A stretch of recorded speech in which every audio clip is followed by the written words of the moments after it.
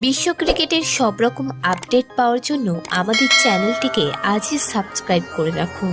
জয়ের জন্য 116 রান তাড়া করতে নেমেও ব্যাটিং বিপর্যয় হলো ভারতের। ব্যাট হাতে হতাশ করলেন দুই ডেবিউট্যান্ট অভিষেক ও রিয়ান। চাতারা বেনেটদের বোলিংয়ের সামনে হারারের 22 গজে বেশ অসহায় দেখালো ভারতের ব্যাটসম্যানদের।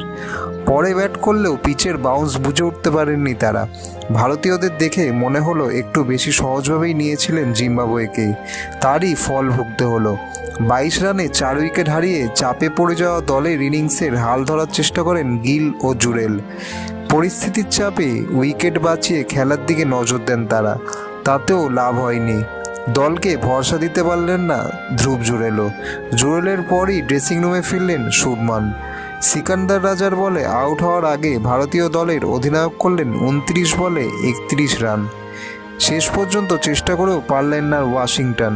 চাতারার বলে তিনি আউট হতেই 1 বল বাকি থাকতেই ভারতের ইনিংস শেষ হয়ে যায় 102 রানে। জিম্বাবুয়ের এদিন সফলতম বোলার ছিলেন চাতারা, যিনি নিয়েছেন 16 রান দিয়ে 3 উইকেট, এবং রাজা নিয়েছেন 25 রান খরচ করে 3 উইকেট। ভিডিওটি ভালো লেগে থাকলে বাংলার ক্রিকেট চ্যানেলটিকে অবশ্যই সাবস্ক্রাইব করে দিন।